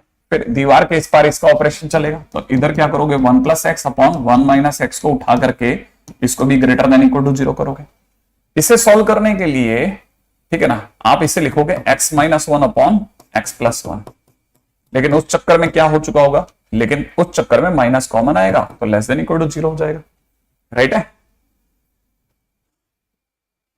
अच्छा इस जगह क्या होगा, यहां पे हो जाएगा x plus 1 upon x minus 1, correct है। और यहां लेस देन इक्वल टू 0 चल रहा होगा। इस तरफ से देखेंगे तो हमारे पास में टर्निंग पॉइंट आ रहा है -1 और 1, प्लस माइनस प्लस, सही है। और लेस देन इक्वल टू 0 मतलब नेगेटिव। नेगेटिव मुझे कहां से कहां में दिख रहा है, मुझे नेगेटिव दिख रहा है -1 से और 1 तक, जिसमें 1 पर ओपन है क्योंकि सॉरी -1 पर ओपन है क्योंकि -1 रखते ही इंफिनिट हो जाएगा, वो अनडिफाइंड हो जाएगा। एक क्वेश्चन। अब दूसरे वाले में चलता हूं, इधर के टर्निंग पॉइंट भी -1 और 1 ही है, सही है। फिर मैं लिखूंगा प्लस माइनस प्लस। अच्छा अब मुझे ये पता होना चाहिए कि मुझे यहां पे भी नेगेटिव चाहिए। नेगेटिव कहां से कहां है साहब, नेगेटिव अगर देखा जाए तो इसके केस में, ठीक है, इसके केस में नेगेटिव, सही है, इसके केस में नेगेटिव जो होगा वो यहां से हमें होगा जिसमें मैं 1 को टच नहीं करूंगा, जबकि -1 को टच करूंगा। अब मैं दोनों को मिला के देखता हूं। ये वाली पार्टी कहती है कि -1 पर, ये वाली पार्टी कहती है -1 पर ओपन रखते हुए और 1 तक चलो, सही है। वो वाली पार्टी कहती है कि, दूसरी पार्टी कहती है कि 1 पर ओपन रखते हुए -1 क्लोज तक चलो। फाइनली दोनों पार्टीज मेरे को -1 से 1 ओपन में रहने की सलाह दे रही हैं, ठीक है ना। याद है ना भाई, इंटरसेक्शन लेना है, इंटरसेक्शन, सही है।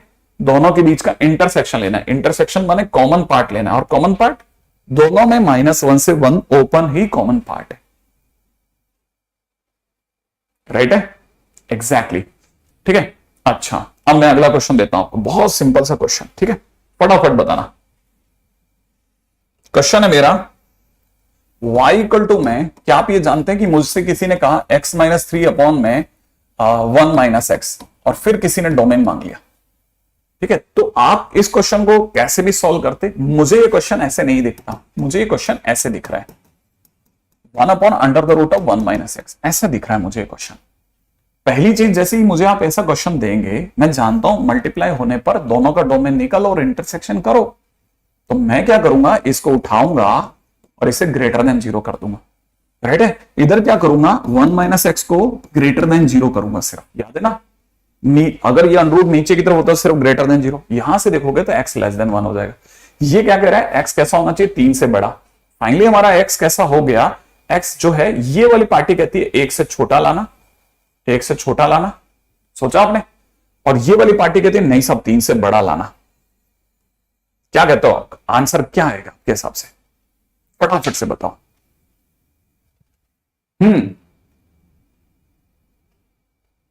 क्या हमारे पास इसमें कुछ भी कॉमन आ पाएगा, सोच के जवाब दीजिए। हमारा आंसर क्या होगा, ऐसा कौन सा एक्स बना है जो कि 3 से बड़ा हो और 1 से छोटा हो, ठीक है ना। तो हमारी तरफ से आंसर आ जाएगा 5, एग्जैक्टली 5 आंसर हो जाएगा, ये काम खत्म। एक अच्छा, मान लीजिए क्वेश्चन ऐसा ना होकर के ऐसा होता, अंडरूट में x-3 होता और यहां पे अंडरूट में 6 - x होता। मान लेते हैं ऐसा क्वेश्चन दिया होता तो क्या मिलता मुझको। अगर मान लीजिए ऐसा क्वेश्चन मुझे दिया होता तो मैं जानता था कि मैं फिर से इसको ऐसे ही सजाता, मैं इसको लिखता अंडरूट में x-3 इंटू में 1/अंडरूट 6 - x। मुझे ऐसा दिया जा रहा है, ये वाली पार्टी कहती है कि ये अंडरूट का क्वेश्चन है इसलिए इसे ग्रेटर देन 0 होना चाहिए। ये 1/अंडरूट का क्वेश्चन है इसलिए अंदर का समान सिर्फ ग्रेटर देन 0 होना चाहिए। यहां से देखा जाए तो x कैसा होगा, 6 से छोटा, यहां से देखा जाए तो x कैसा होगा, 3 से बड़ा। तो मुझे पता है एक पार्टी चाहती है 3 से बड़ा आंसर दीजिए, दूसरी कहती है ओपन 6 से पीछे चलिए। फाइनली हमारा आंसर 3 से 6 में आ गया। आ गया, बहुत आसान था। अच्छा, अब जरा जल्दी से अगले पे चलते हैं। y इक्वल टू में मान लीजिए क्वेश्चन में ऐसा ना होकर के ऐसा होता, x-3/6 - x होता। मान लीजिए ऐसा होता तो मैं क्या करता, मैं अंदर वाले को याद है, अब ये सिंगल अंडरूट का क्वेश्चन है मेरे लिए। अगर मेरे लिए सिंगल अंडरूट का क्वेश्चन है तो x-3/6 - x को मैं उठा के ग्रेटर देन 0 करता ही करता। और जैसे ही मैं ऐसा करता मेरे पास में इसको सही ढंग से लिखने के सिवा ऑप्शन नहीं होता, x आगे करना ही पड़ता। जैसे ही मैं x आगे करता ये x-6 बन जाता है ना दोस्त, ये बन जाता, ये लेस देन इक्वल टू 0 हो जाता। अब बताओ नंबर लाइन पे क्या क्या मिलता मुझे, एक मिलता मुझे 3, एक मिलता मुझे 6, एक प्लस एक माइनस एक प्लस। लेस देन 0 मुझे कहां से कहां के बीच में लेके चलता, 3 से 6 ही लाता। क्या ये बात सही है?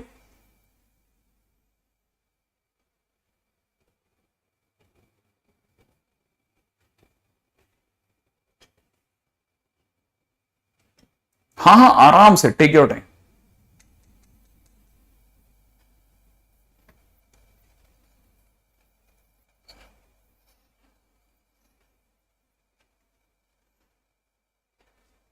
हाँ भाई, कॉपी कर लें पहले धीरे धीरे यहां तक।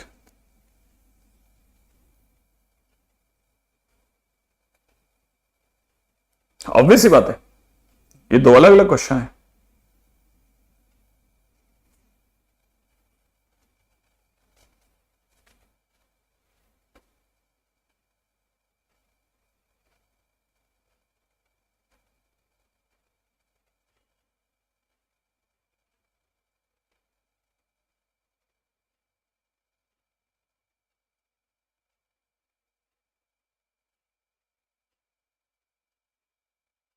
हो गया, ओके।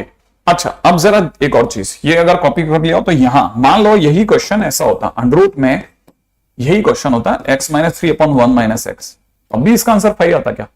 देखें जरा, हम चाहते थे कि x-3/1 - इस क्वेश्चन को हम चाहते ग्रेटर देन 0 आए।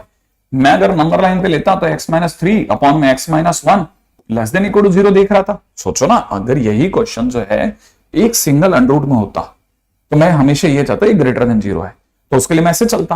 अब मैं क्या क्या लिखता नंबर लाइन पे, 1 लिखता, यहां 3 लिखता। सोचो ये लिखता ना, अब मैं जब 1 और 3 लिख रहा होता तो मुझे पता है यहां स्टार्ट करते प्लस से, माइनस से, फिर प्लस से। अब मेरे लिए आंसर नेगेटिव लाने के लिए मेरा आंसर होता 1 ओपन से 3 क्लोज। सही बात है कि नहीं? 1/3 क्लोज होता। क्या कहते हो आप? यहां तक की बात समझ में आई? मैंने चारों क्वेश्चन आपके सामने लिख रखे हैं। अब यहां अगर के आप में से कई लोगों के दिमाग में एक बात सेट होनी चाहिए थी। क्या बात सेट होनी चाहिए थी? अपने में से कईयों के दिमाग में बात बैठी होती है कि अंडरूट ए अपॉन अंडरूट बी जो होता है वो अंडरूट a/b होता है। तो हिसाब से देखा जाए तो फिर इसका आंसर अगर 5 है तो उसका भी 5 होना चाहिए था। सही बात है ना? कहानी पकड़ में है आपको? तो ये तो नहीं होता, तो इसका मतलब ये कि पक्की बात ये दोनों चीजें अलग अलग होती है। आप दोनों को एक सिरे पे तोड़ लेते हैं लेकिन ये ऐसा नहीं है। यहां तक की बात समझ में आ गई होगी आई थिंक, है ना?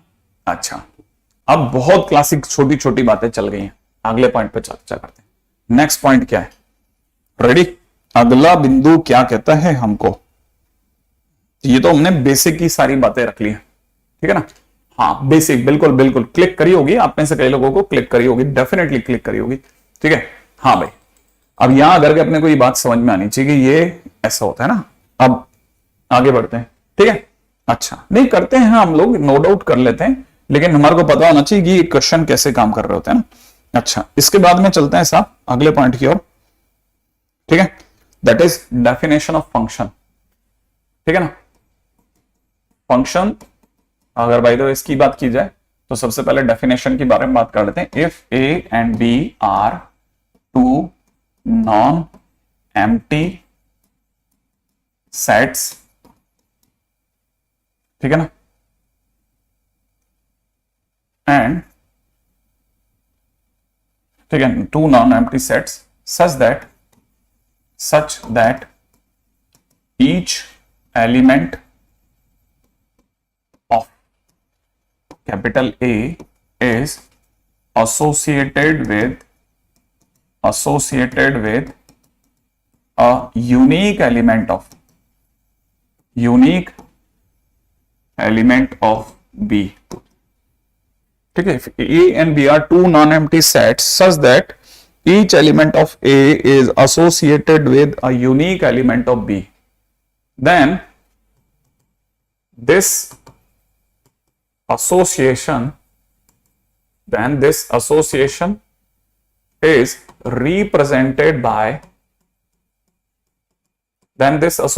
is represented by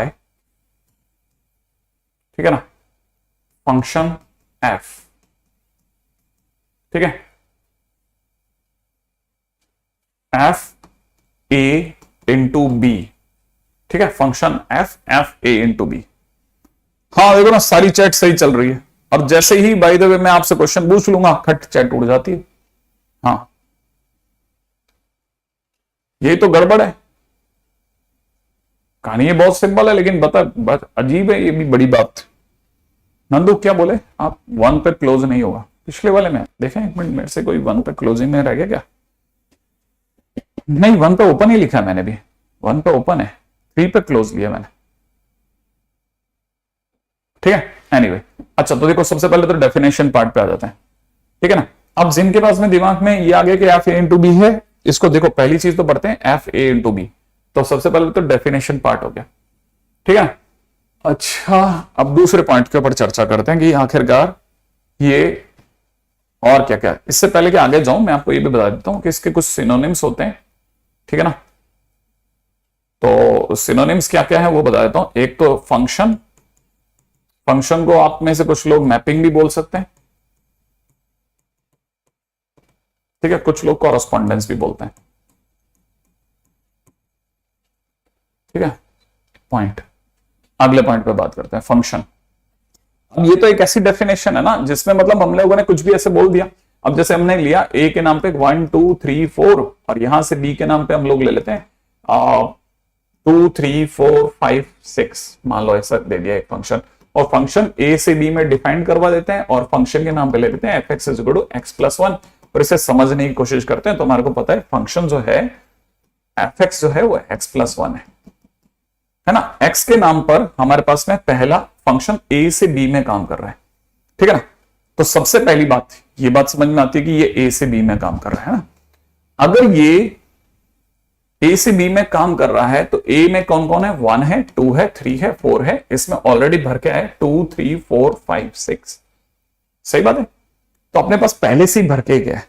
अब जैसे ये भर के गया तो ए के नाम पे जैसे एक्स उठेगा, एक्स यहां से उठेगा तो सबसे पहले 1 उठेगा, 1 + 1 2, तो 1 2 से अटैच हो जाएगा, 2 3 से अटैच हो जाएगा, 3 4 से अटैच हो जाएगा, 4 5 से अटैच हो जाएगा, राइट है ना भाई। तो हम ये कहेंगे कि हमारे पास में ये जितने भी लोग थे ना जिनसे आंसर्स आए, ठीक है ना, ये जिनसे भी आंसर्स आए, तो हमारे पास आंसर क्या क्या है, 2 आया 3 आया 4 आया 5 आया। तो ये जो 2 3 4 5 है ना, ये सब क्या है, ये सब है इमेजेस, ये सब कहलाती है इमेजेस, याद रखना। तो ये इमेजेस है। अब जैसे 2 क्या चीज है, ठीक है ना, 2 इज इमेज ऑफ 1, ये जो 2 है ना वो 1 की इमेज है। 3 क्या चीज है? 3 इज इमेज ऑफ 2। 3 जो है ना वो 2 की इमेज है। ऐसे मुझे पता चलता है कि हर ये जितने भी लोग हैं ना ये सब इमेजेस हैं। तो फिर ये क्या चीज है? ये लोग कहलाते हैं प्री इमेजेस। ये क्या चीज है? Pre images. ध्यान रखना, इधर वाले लोग प्री इमेजेस हैं, उधर वाले लोग इमेजेस हैं। अच्छा, जो सेट ऑफ इमेज है ना, जो भी इमेज का टोटल सेट है, जैसे 6 किसी की इमेज नहीं है, ठीक है, जितने भी सेट बने जो भी इमेजेस में आए, सेट ऑफ इमेजेस क्या था? Set of images is range. ये रेंज है। अच्छा, जो सेट ऑफ प्री इमेज है ना, set of pre image that is known as domain. ये डोमेन है, ये डोमेन है, ये रेंज है। तो फिर ये बड़का क्या है? ये पूरा जो दिया था ये क्या चीज थी? This is codomain. ये कोडोमेन है। अच्छा, कोडोमेन दिया होता है, हाँ कोडोमेन दिया होता है। रेंज सिर्फ वही लोग होते हैं जो आंसर्स में आते हैं, ठीक है। जैसे 1 रखने पे क्या आंसर आया? 2 आया, 2 रखने पे 3 आया। तो ये जितने भी है ना, ये जो आंसर्स में आए हैं वो सब रेंज कहलाएंगे। ये 1 2 3 4, जैसे 2 3 4 5 6 ये पहले से दिया होता है। तो कोडोमेन और डोमेन सरकार देख के रखती है, रेंज हम लोग निकालते हैं, ठीक है। तो पहली चीज ये समझ में आ जानी चाहिए कि भाई ये इमेज है, ये प्री। अब जैसे इसको अगर देखा जाए तो हम ऐसा बोलते हैं f1 इज इक्वल टू 2। मान लो ऐसा किसी ने लिख दिया ना f1 इज इक्वल टू 2, तो ऑब्वियस ही बात है जो 1 हो गया ना वो प्री इमेज हो गया, ठीक है ना। और 2 क्या हो जाएगी? है ना, इमेज हो जाएगी। 2 जो हो जाएगा वो इमेज हो जाएगा। तो ये भी बहुत छोटी छोटी चीजें, तो आपको बस बेसिक सारा आइडिया हो जाना चाहिए। अभी मेरा पूरा अटेंशन इस बात पे है कि शुरू के 2 दिन में जितनी जल्दी जल्दी बेसिक बिछा सकता हूं बिछा दो।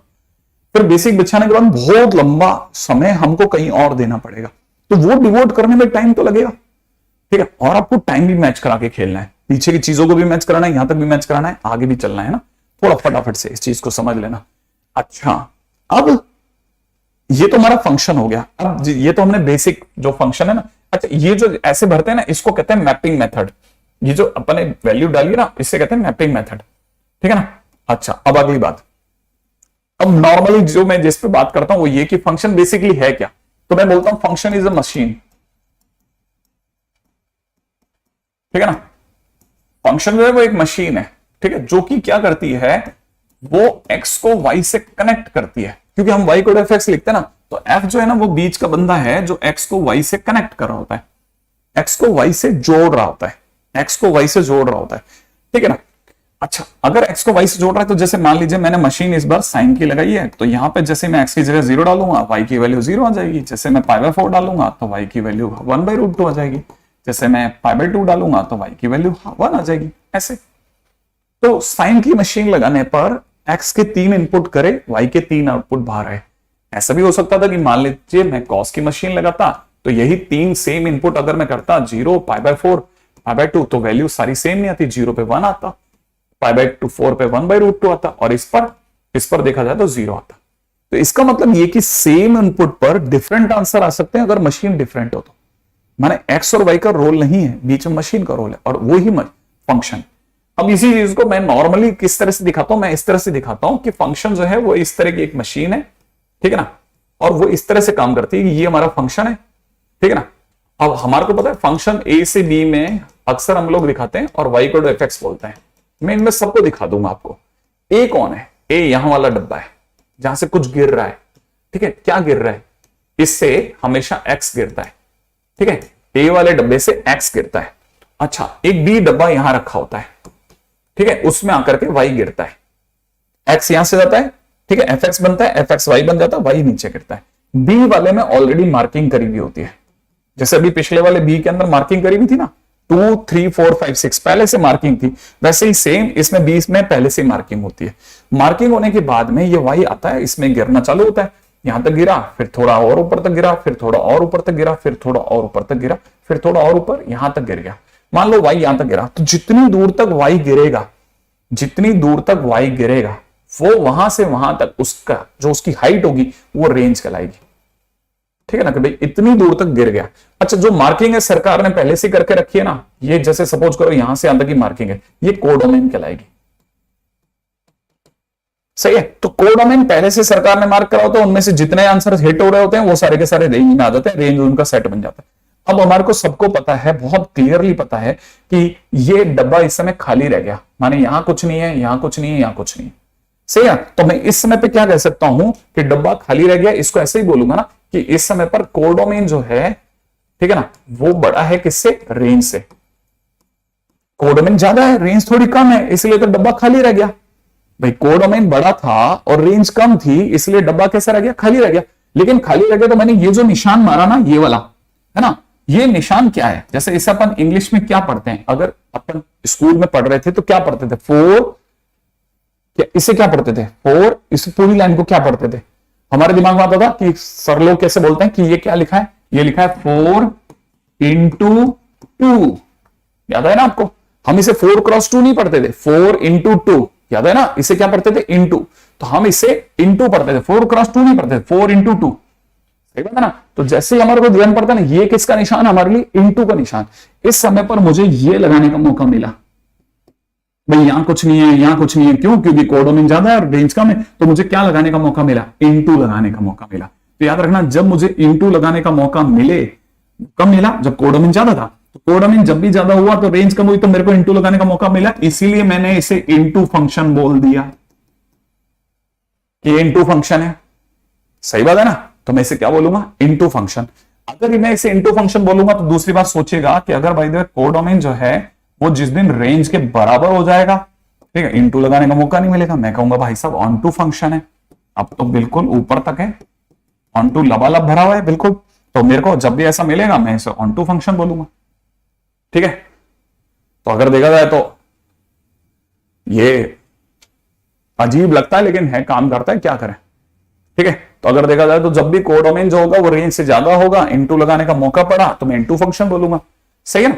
और जैसे पूरे भर जाता है तो मैं ऊपर तक बोलता, जैसे पिछले वाले क्वेश्चन में चलते हैं। पिछले वाले क्वेश्चन में 6 भैया को तीर नहीं लगा, पिछले क्वेश्चन में 6 भैया जो थे ना, इनको तीर नहीं लगा, तो मेरे को जैसे मैं कहूंगा इसको किसी ने तीर नहीं मारा, मेरे को क्या लगाने का मौका मिला, इंटू, तो मैं कहूंगा भाई साहब फंक्शन इंटू है, ये जो भी फंक्शन है, जो भी आपका क्वेश्चन है उस फंक्शन में ये फंक्शन इंटू फंक्शन है, मुझे इंटू लगाने का मौका मिल गया, सही है ना भाई। तो पहली चीज तो ये भी समझ में आ गया। तो दूसरी बात, एक तीर एक को लग रहा है, एक तीर एक को लग रहा है, इसका मतलब 1 to 1 है, 1 to 1 1 to 1 1 to 1 1 to 1।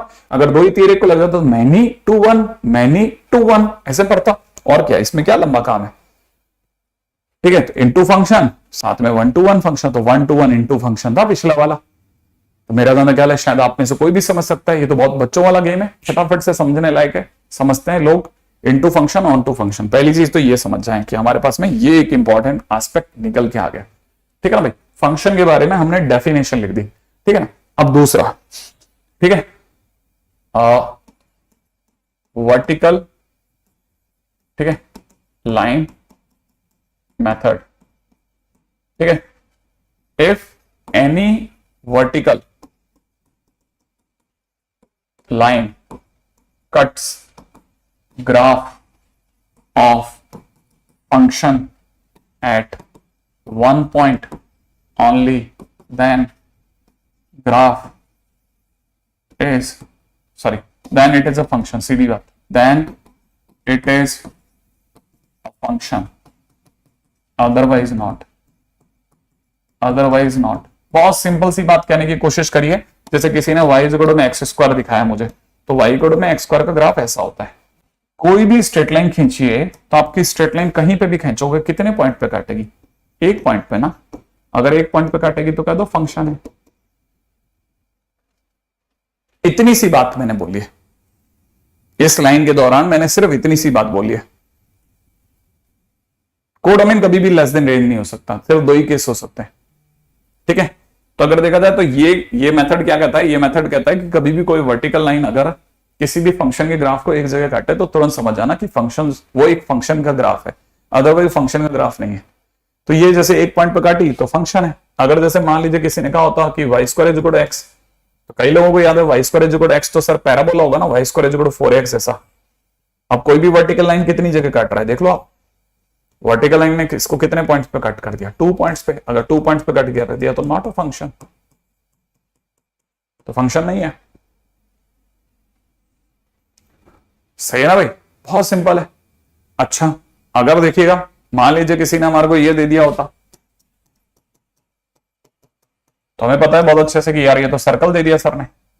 हाँ, सर्कल के ग्राफ को, सर्कल का जो भी आप बनाते हैं प्लॉट करते हैं ग्राफ, उसको देखो ना कितनी बार काटता है, 2 पॉइंट्स, इसका मतलब ये जो आपने एक्सप्रेशन दिया that is not an expression of function, not a function. ये अपने आप में फंक्शन नहीं है, एक्सप्रेशन है कोई। हाँ लकी, यही मैं भी कह रहा हूं।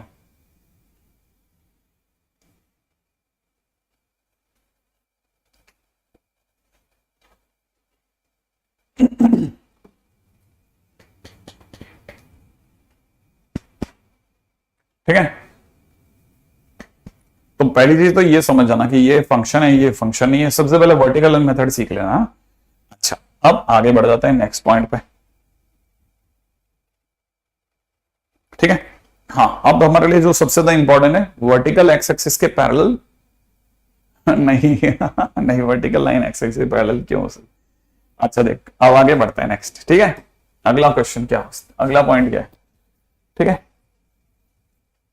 अगला पॉइंट है जैसे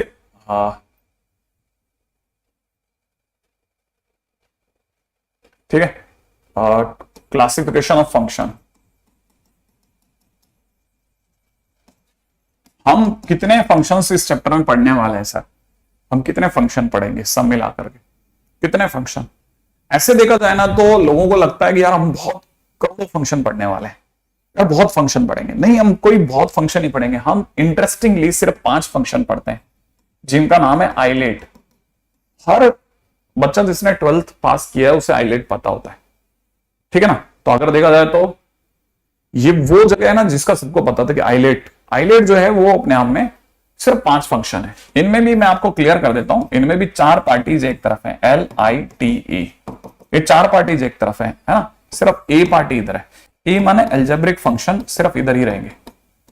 ये एल माने लॉग फंक्शन, ये इनवर्स फंक्शन, ठीक है ना, ये ट्रिगो फंक्शन, ये एक्सपोनेंशियल फंक्शन, ये सब एक साइड में है। ठीक है ना। अच्छा, ये सारे के सारे फंक्शन जो हैं क्लब होने के बाद में ये नॉन एल्जेब्रिक नहीं कहलाते, ये कहलाते हैं ट्रांसेंडेंटल फंक्शन। ये कहलाते हैं ट्रांसेंडेंटल फंक्शन, रिमेंबर इट, है ना, ये ट्रांसेंडेंटल फंक्शन है। तो पहली चीज तो ये समझ जाओ कि ये ट्रांसेंडेंटल फंक्शन है। अच्छा, जो एल्जेब्रिक फंक्शन है उनमें जो हमारे लिए जो सबसे ज्यादा हिटिंग है वो है पॉलिनोमियल फंक्शन। ठीक है, पॉलिनोमियल फंक्शन की वजह से 2 फंक्शन दुनिया में आते हैं, एक तो इरेशनल फंक्शन, एक रैशनल फंक्शन। पॉलिनोमियल की वजह से रैशनल और इरेशनल करके 2 फंक्शन दुनिया में आते हैं। ठीक है ना, लेकिन इनमें जो सबसे धांसू फंक्शन है उसका नाम है पीसवाइज फंक्शन। ठीक है ना, पीसवाइज फंक्शन। पीसवाइज फंक्शन इसलिए पॉपुलर है क्योंकि उसकी आर्मी में बहुत सारे लोग हैं, जिनमें पहले आदमी का नाम है मॉडुलस फंक्शन। ठीक है ना, दूसरे आदमी का नाम है ग्रेटेस्ट इंटीजर फंक्शन, माने ये अपना वाला डब्बा। तीसरे का नाम है फ्रैक्शनल पार्ट फंक्शन, माने ये वाला डब्बा। ठीक है, इसके सिवा एक और फंक्शन है जिसका नाम है सिग्नम फंक्शन। सही है। और लास्ट में अगर देखा जाए तो जिसपे 2 चैप्टर्स बनते हैं, डिफाइंड फंक्शन, कौन कौन से, कॉन्टिन्यूटी एंड डिफरेंशियबिलिटी, वो सारा का सारा इसी के पास है। तो अगर देखा जाए तो ये सारी चीजें हम लोगों के लिए बेसिक है, जो हमारे को पता होना चाहिए। बहुत ध्यान से एक एक चीज को नजर में रखते हुए आगे बढ़ना है। हम इसके आगे जितने भी चल रहे हैं ना, हाँ ये सब बहुत काम के फंक्शन है ना।